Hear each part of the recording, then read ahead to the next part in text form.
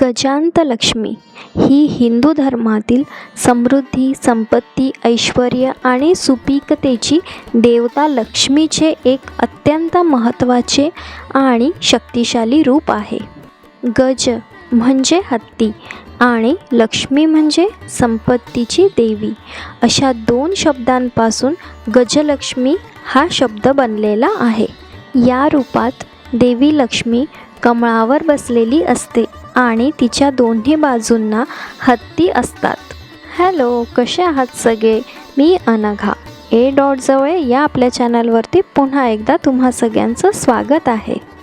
सुरुवातीला सांगितल्याप्रमाणे आज आपण गजांतलक्ष्मी म्हणजेच या हत्तीचा रेडी रांगोळी बनवतोय. तर या प्रकारे मी 2 मिरर इमेजमध्ये हत्तींचे प्रिंट घेतलेले आहेत आणि आता आपण यावरती OHP शीट ठेवून आपण मास्किंग टेपने आपलं पेपर आणि OHP शीट सिक्युअर करून घेतलेली आहे. तर अजूनही माझ्या बऱ्याच मैत्रिणींना ग्लूचं प्रमाण कसं घ्यायचं ते कळत नाही आहे. तर त्यासाठी मी पुन्हा एकदा तुम्हाला दाखवते आहे की आपल्याकडे जे सिरप असतात, औषध असतात, त्यांच्या झाकणांमध्ये जर तुम्हाला नसेल कळत तर या पद्धतीने तुम्ही 4 पार्ट ग्लूचा घ्यायचा आहे आणि 1 पार्ट पाणी घ्यायचं आहे आणि ते या पद्धतीने मिक्स करायचं आहे. आणि ही स्टेप असणार आहे आपली फर्स्ट. तर फर्स्ट स्टेपमध्ये आपल्याला 4 पार्ट ग्लू घ्यायचं आहे आणि 1 पार्ट आपल्याला पाणी घ्यायचं आहे. आणि सेकंड पार्टमध्ये आपल्याला ग्लूचं प्रमाण कसं घ्यायचं आहे ते मी सेकंड कोट करताना तुम्हाला सांगेन. तर या पद्धतीने आता आपण ग्लू तयार केलेला आहे आणि आता आपल्याला लागणार आहे रांगोळी. तर इथे मी काळी रांगोळी घेतली आहे आणि त्यामध्ये थोडंसं पांढरा रंग मिक्स केलेला आहे कारण आपल्याला आपला हत्ती ग्रे कलरचा हवा आहे.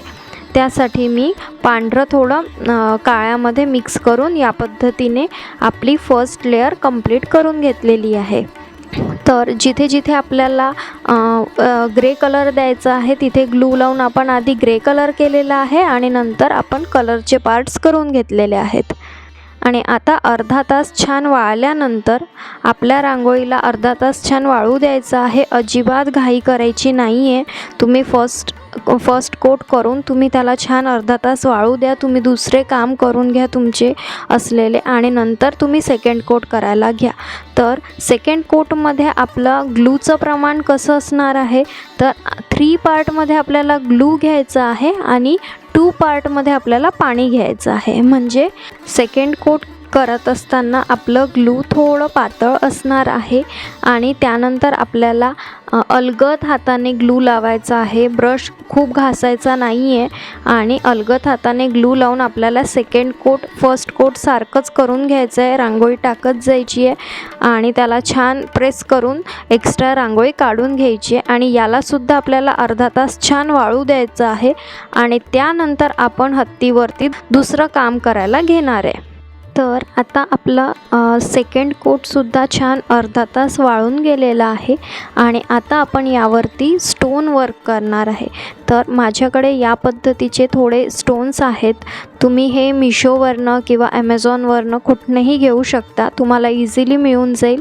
आणि या प्रकारे ग्लूचं फॅब्रिक ग्लूचंसुद्धा एक कोन मिळतो. कोन नसेल तरी चालेल, आपल्याकडे जो ग्लू आहे तो सुद्धा आपल्याला इथे वापरता येईल. पण कोन हाताळायला थोडं इझी पडतं म्हणून मी इथे कोन वापरती आहे. आणि तुम्हाला या सगळ्या गोष्टींचे लिंक्स माझ्या डिस्क्रिप्शन बॉक्समध्ये मिळून जाईल. जर तुम्हाला इथल्या कुठल्याही गोष्टी घ्यायच्या, कुठल्याही वस्तू घ्यायच्या असेल तर तुम्ही त्या लिंकवरनं सगळं परचेस करू शकताय.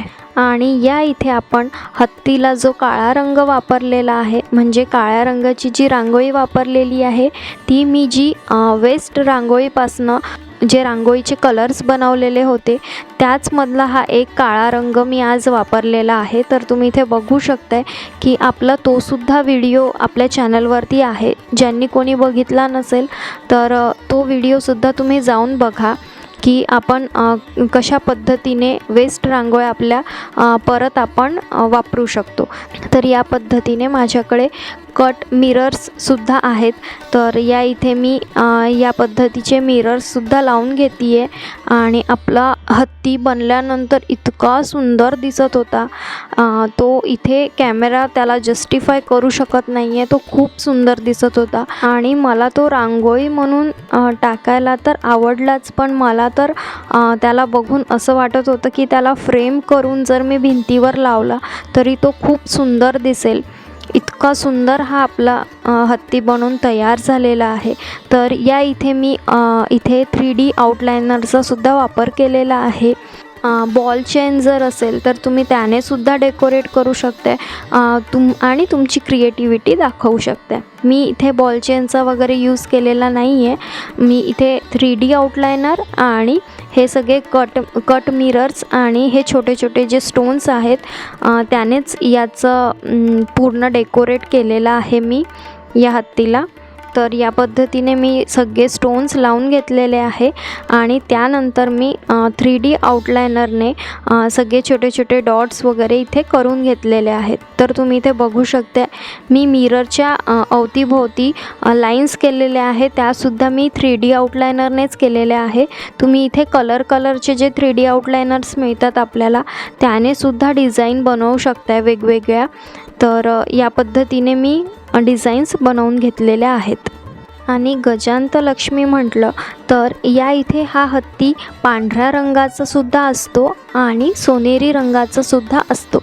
जर तुम्हाला ग्रे कलरचा नसेल करायचा तर तुम्ही हा पांढऱ्या रंगाने सुद्धा हत्ती करू शकताय.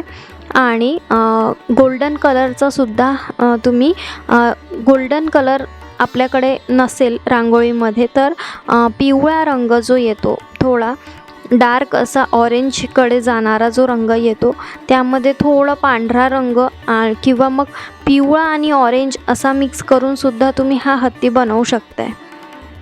या इथे आपण रांगोळीने सुद्धा आपण हे पिवळे रंग करू शकलो असतो, पण त्यामध्ये तेवढी फिनिशिंग येत नाही किंवा मग लाईन्समध्ये थोडं वर खाली होतं. म्हणून या इथे मी ॲक्रेलिकचा कलर वापरून ही जी डिटेलिंग थोडी केलेली आहे त्यामध्ये मी ॲक्रेलिक कलरच वापरलेला आहे. तर जर तुम्हाला ॲक्रेलिक कलरने नसेल करायचं तर तुम्ही ह्या पार्टमध्ये जो पायांचा पार्ट जो मी पिवळा केलेला आहे तो तुम्ही ती लाईन ग्लूनी लावून पिवळ्या रंगाची रांगोळीसुद्धा टाकू शकताय तिथे. आणि आता आपला हत्ती पूर्ण तयार झालेला आहे. तर यामध्ये सुद्धा मी डिटेलिंगसाठी थोडा ॲक्रेलिकचा काळा रंग घेतलेला आहे. आणि इथे मी डोळा जो केलेला आहे तो 3D आउटलायनरने केलेला आहे. डोळ्याच्या आकारात मी पांढऱ्या रंगाने आउटलाईन केली आणि मध्ये काळा रंग टाकला आणि थोडं आपल्याकडे जी टाचणी असते त्याने थोडं त्याला आकार देऊन दिलेला आहे. तर या पद्धतीने तुम्ही डोळासुद्धा तयार करू शकता. आणि या इथे मी डिटेलिंगसाठी ॲक्रेलिकचा काळा रंग वापरलेला आहे आणि आउटलाईन फक्त आपल्याला काळ्या रंगाने द्यायची आहे. आणि ज्या वेळेला आपण कलर घेतो आपल्या ब्रशला आणि आपण आउटलाईन दिली की आपल्या ब्रशचा कलर निघून जातो आणि मग त्याचे हलके हलके स्ट्रोक्स आपल्याला आतमधल्या बाजूने देत जायचे आहे. त्याने आपलं डिटेलिंग खूप छान दिसतं. हे मी बरेचदा तुम्हाला सांगितलेलं आहे. तर या पद्धतीने तुम्ही हत्तीचं पूर्ण डिटेलिंग करून घ्या. आणि या पद्धतीने आपली ही सुंदर रांगोळी तयार झालेली आहे. तर या पद्धतीने आपली ही मिरर इमेजमध्ये दोन्हीही हत्ती तयार झालेले आहेत. तुम्ही इथे बघू शकताय किती सुंदर दिसतात ते. आणि खरंच जर तुम्हाला यांना फ्रेम करून ठेवायचं असेल तरी तुम्ही करू शकताय. एका रिकाम्या फ्रेममध्ये आपली OHP शीट चिपकवून द्या आणि तुम्हाला हे फ्रेम करून सुद्धा लावू शकताय तुम्ही. आणि या पद्धतीने आपली एक्स्ट्रा असलेली OHP शीट आपण कट करून घेतो आहे आणि आपली ही सुंदर गजांत लक्ष्मी आणि ही सुंदर अशी रेडी रांगोळी तयार झालेली आहे. तुम्ही बघू शकताय आपली ही रांगोळी किती सुंदर दिसत आहे ती. आणि आपल्याला कशा पद्धतीने हिला सजवता येईल हे सुद्धा मी व्हिडिओमध्ये दाखवलेलं आहे. तर आजचा व्हिडिओ जर तुम्हाला आवडला असेल आणि आजची ही रांगोळी तुम्हाला आवडली असेल तर एक लाईक नक्की करा आणि तुमच्या फ्रेंड्समध्ये आणि फॅमिली मेंबर्समध्ये माझे हे व्हिडिओज शेअर करायला विसरू नका. आणि सुंदर सुंदर कमेंट्ससुद्धा करा. माझ्या मैत्रिणी हल्ली कमेंट्स फार कमी करत आहेत, तर तुमच्या सुंदर कमेंट्सनी मी मोटिवेट होत असते आणि मला अजून काही नवीन पद्धती आणि छान व्हिडिओज आणायची इच्छा होते. त्यामुळे कमेंट्स करायलासुद्धा विसरू नका. आणि असेच छान छान आणि यूजफुल व्हिडिओज बघण्यासाठी ज्यांनी कोणी अजून माझ्या चॅनलला सबस्क्राईब केलं नसेल त्यांनी नक्की माझ्या चॅनलला सबस्क्राईब करा. तर या प्रकारे वेगवेगळ्या पद्धतीने आपण हे हत्ती सजवून आपली रांगोळी खूप सुंदर बनवू शकतो. तुम्ही इथे बघू शकताय, मध्ये कलश ठेवून मी आजूबाजूला हे 2 हत्ती लावलेले आहेत आणि किती सुंदर दिसत आहेत ते. आणि इथे तुम्ही बघू शकताय गजांत लक्ष्मी, मध्ये लक्ष्मी कमळावर बसलेली आणि दोन्ही बाजूला असे हे आपले सुंदर हत्ती. तर हे आपले सगळे पॅच रांगोळ्या आहेत, रेडी रांगोळ्या आहेत. लक्ष्मीच्या रेडी रांगोळीचा सुद्धा तुम्ही व्हिडिओ माझ्या चॅनलवरती बघू शकताय. आणि जो हा स्वस्तिक दिसतो आहे तो मी MDF बोर्डवरती बनवलेला आहे.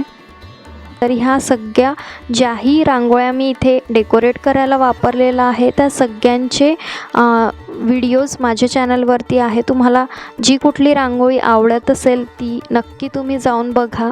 नक्कीच तुम्हाला माझ्या व्हिडिओंमधनं रेडी रांगोळी कशी सोप्या पद्धतीने बनवता येईल याची पद्धत कळेल. रांगोळी बनवायची कशी, तिला ठेवायची कशी, ह्या सगळे डिटेल व्हिडिओ माझ्या चॅनलवरती आहेत. तर तुम्हाला मदत होईल अशा पद्धतीच्या रांगोळ्या बनवायला. चला तर मग भेटूया अशाच नवीन आणि इंटरेस्टिंग व्हिडिओमध्ये पुन्हा एकदा. तोपर्यंत बाय बाय.